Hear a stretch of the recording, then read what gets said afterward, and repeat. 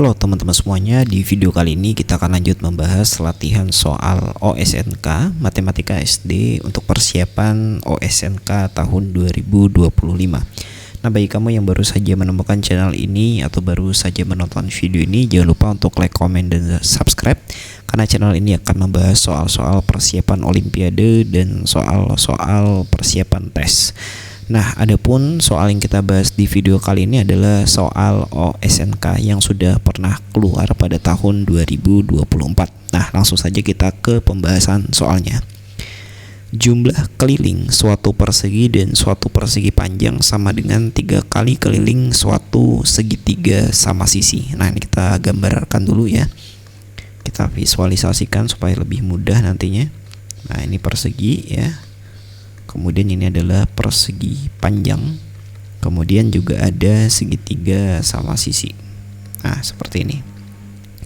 Diketahui panjang sisi persegi dan segitiga sama sisi berturut-turut adalah 12 cm. Nah, ini 12 cm. Kemudian untuk yang segitiga sama sisi itu adalah 10 cm. Jika lebar persegi panjang adalah 9 cm, nah ini 9 cm, maka perbandingan lebar dan panjang dari persegi panjang adalah, nah tentunya di sini kita harus tentukan terlebih dahulu ya, berapakah nilai dari panjang persegi panjang. Nah, di sini kan diketahui ya bahwa jumlah keliling suatu persegi dan suatu persegi panjang ya. Nah, itu sama dengan 3 kali keliling suatu segitiga sama sisi. Nah, artinya kita cari aja keliling ini, kita jumlahkan dengan keliling persegi panjang ya. Karena di sini ada 4 sisi untuk persegi, maka kita kalikan saja 4 kali 12. Kemudian ditambah, nah di sini ada 2 sisi untuk lebarnya. Jadi 2 kali 9 ditambah dengan panjangnya yang belum kita ketahui ada 2. Jadi 2P sama dengan 3 ya.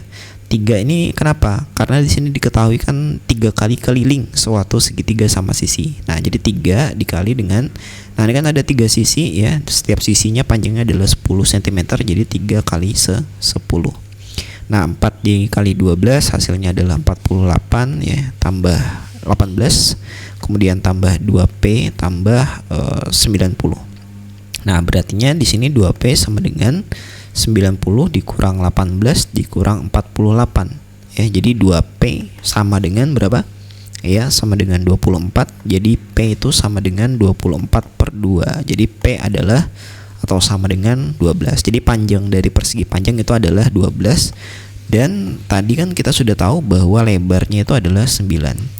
Nah, sehingga kita bisa tentukan perbandingan ya, perbandingan dari lebar dan panjangnya. Lebar berbanding dengan panjang. Lebarnya tadi adalah 9, panjangnya itu adalah 12 ya. Nah, kalau disederhanakan kita bagi 3 jadinya adalah 3/4 ya. Jadi perbandingannya adalah 3/4, yaitu yang D. Nah, seperti itu untuk penyelesaian soal nomor 16 ya. Nah, bagi kamu yang ingin soal-soal lainnya silakan bisa cek link yang ada di ini ya. Nah, di deskripsi juga ada saya sematkan, bisa langsung teman-teman teman-teman klik kemudian download e-booknya. Oke. Nah, lanjut nomor 17. Perhatikan gambar segitiga sama kaki ABC berikut.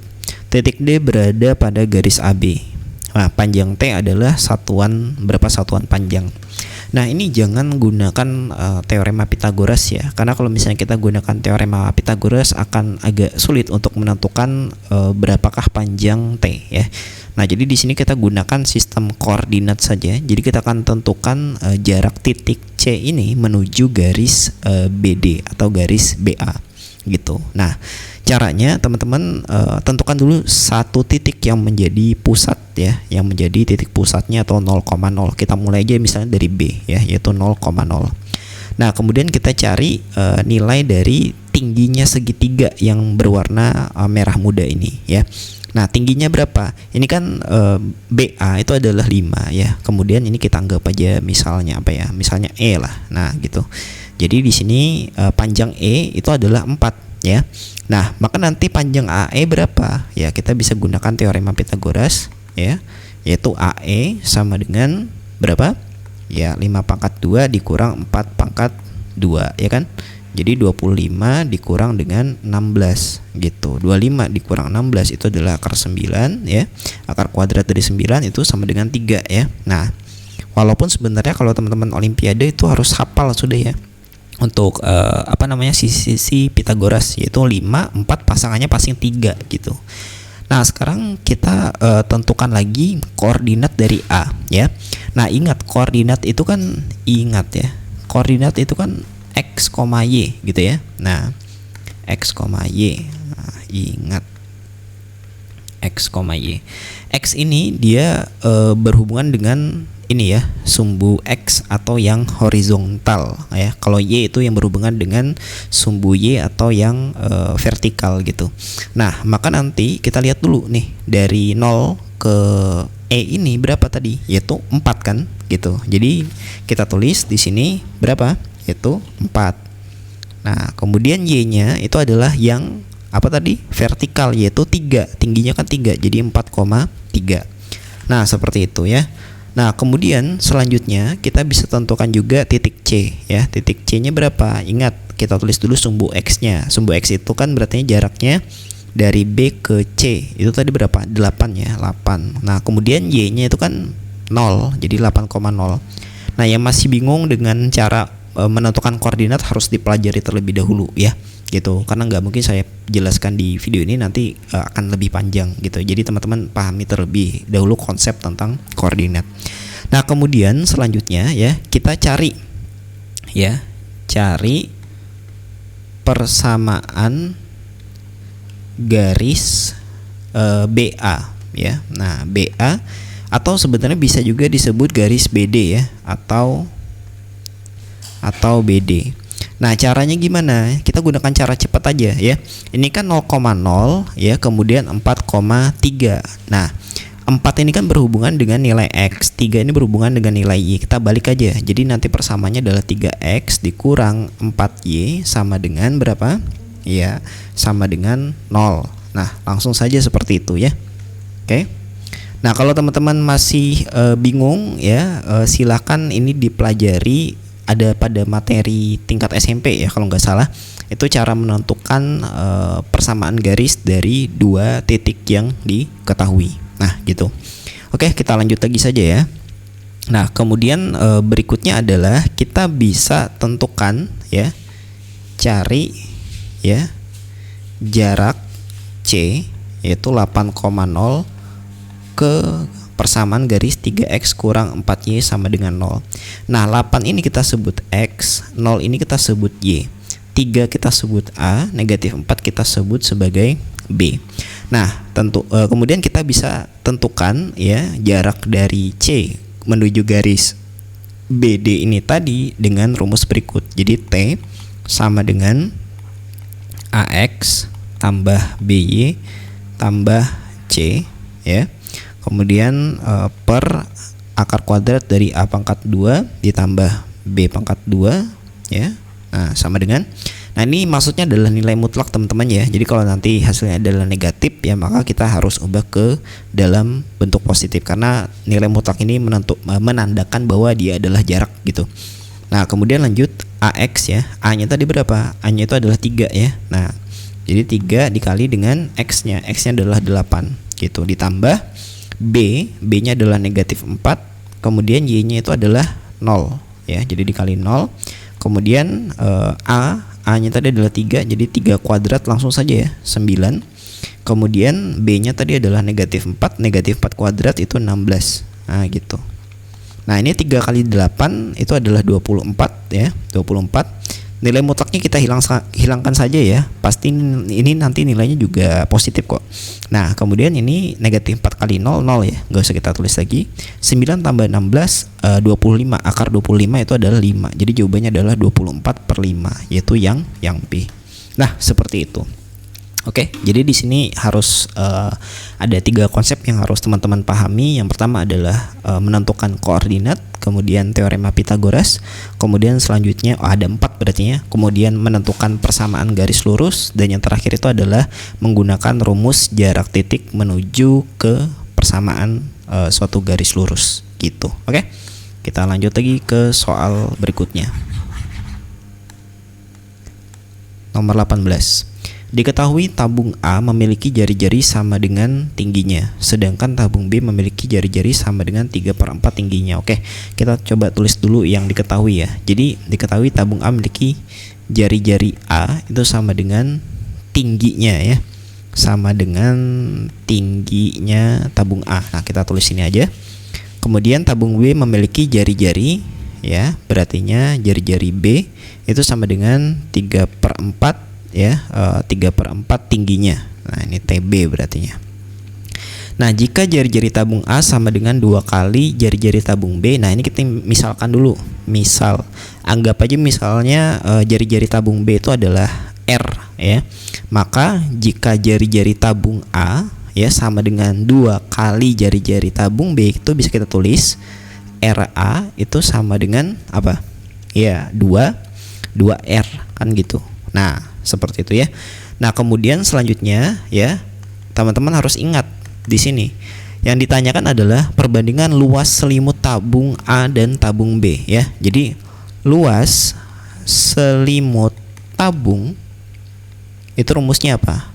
Ya, rumusnya adalah 2pi/t. Nah, gitu. Nah, sekarang kita cari aja luas dari selimut tabung A. Jadi 2pi-nya tetap.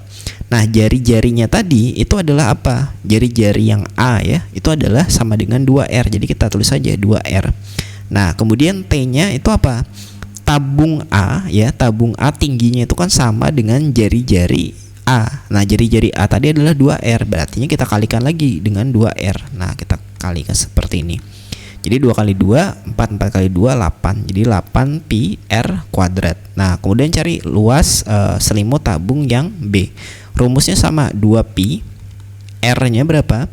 Nah, R-nya tetap ya, karena di sini kita nyari kita menggunakan jari-jari yang B, yaitu sama dengan R. Kita misalkan dengan R tadi, kita kali R. Kemudian tingginya, nah tingginya di sini teman-teman jangan terkecoh ya. Jadi RB sama dengan 3/4 TB. Berartinya TB ya, TB itu sama dengan apa? Yaitu sama dengan 4/3R. Nah, gitu. Jadi dibalik gitu ya. Nah, sehingga ini bisa kita tulis 2 kali 4 8, jadi 8/3 pi/². Nah, sehingga kita bisa tentukan ya perbandingannya, yaitu luas selimut tabung A berbanding luas selimut tabung B. Jadi 8pi/² per 8/3 pi/². Ini kita bagi ya, habis. Kemudian nih 8 kali 3 24, 24 bagi 8 3. Jadi perbandingannya adalah 3/1 ya. Jadi jawabannya adalah yang B. Nah, seperti itu. Oke. Cukup menantang ya untuk soal nomor 18. Kita lanjut lagi ke soal berikutnya. Silakan kalau teman-teman ada cara yang lebih mudah ya, lebih singkat gitu ya, bisa tuliskan saja di kolom komentar. Saya membuka diskusi di kolom komentar.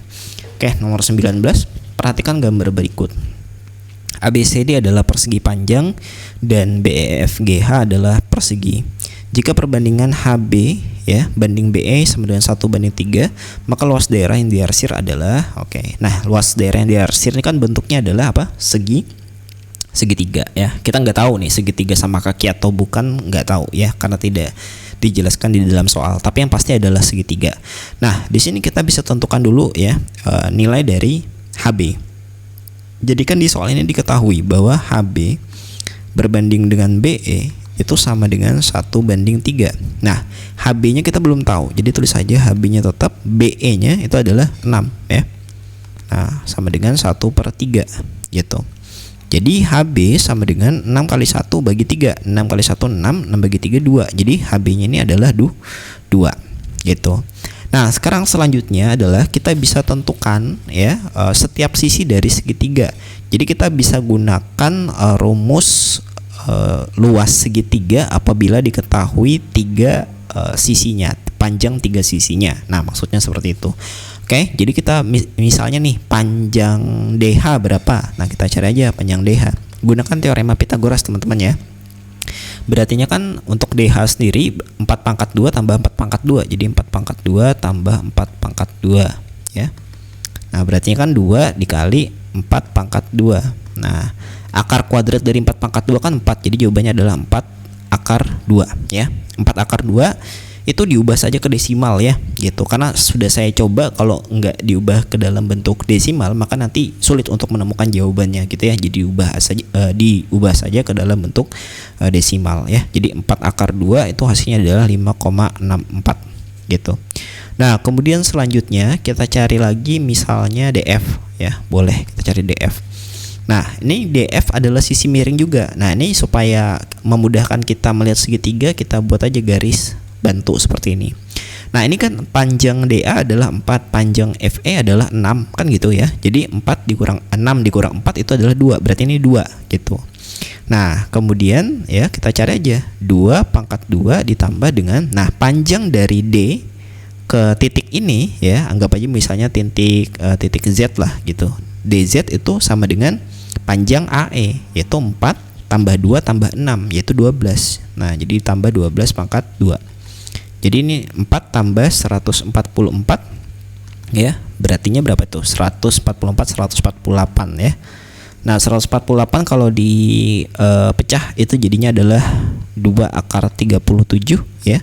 Ini ubah juga ke dalam bentuk desimal, jadinya adalah 12,16. Nah gitu. Nah kemudian selanjutnya kita cari lagi untuk panjang HF ya. Jadi HF sama dengan, nah HF itu adalah, ini FE panjangnya adalah 6 ya, 6 kuadrat. Kemudian HE itu adalah 2 tambah 6 8, 8 kuadrat. Nah jadi 36 tambah 64 ya, hasilnya adalah 100. Jadi akar kuadrat dari 100 itu adalah 10. Nah sudah dapat semua ini ya untuk panjang setiap sisi segitiganya. Selanjutnya adalah teman-teman ingat ya, ingat apabila ada 3 sisi yang diketahui pada segitiga, maka kita bisa tentukan luasnya ya. Nah luas segitiganya gimana cara menentukannya, yaitu akar kuadrat dari S kali S kurang A, S kurang B, S kurang C ya, dimana A, B, C ini adalah sisi-sisi pada segitiga. Nah lalu S itu apa? S itu adalah ini ya, penjumlahan dari setiap sisi dibagi dengan 2 ya.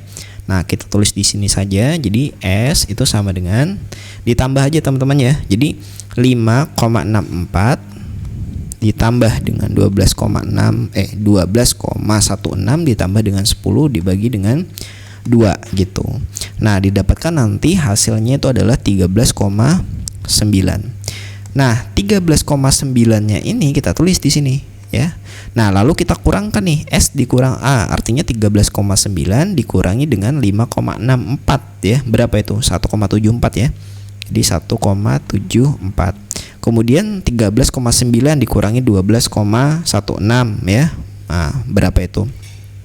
Oh ya, ini harusnya tadi 13,9 ya dikurangi dengan 12,16. Nah, dapatnya ini gitu. Nah, silakan dikurangkan sampai dengan S kurang B, S kurang C, dikurangkan dengan setiap sisinya ya. Saya tulis langsung saja 8,26 ya, ini 3,9. Nah, seperti itu. Nah kemudian dikali ya, dikali dapatkan hasilnya itu mendekati 27,9 dan seterusnya. Nah ini bukan 27,9 ya, 279. Nah 279. Oke saya revisi ya, bukan 279 tapi 779. Nah 779, sekian gitu. Nah, 1 sekian. Nah, jadi teman-teman silakan cari ya. Jadi akar kuadrat dari 779,1 sekian itu hasilnya adalah 27,9 ya. Kalau dibulatkan itu adalah 28. Jadi jawabannya adalah yang A, 28 gitu. Nah, jadi untuk menyelesaikan soal ini ada beberapa hal yang harus dikuasai. Yang pertama adalah ini materi perbandingan. Kemudian selanjutnya adalah teorema Pythagoras ya. Kemudian selanjutnya itu adalah tentunya menentukan akar kuadrat dari suatu bilangan ya. Nah suatu bilangan misalnya yang menggunakan desimal seperti ini, ada kok materinya ya gitu. Kalau teman-teman masih bingung, silakan tuliskan aja di kolom komentar, nanti kita bisa bahas di video tersendiri ya, bagaimana cara menentukan akar kuadrat ya, yang mana hasilnya itu adalah desimal. Nah seperti itu. Oke lanjut ya, kita hapus dulu.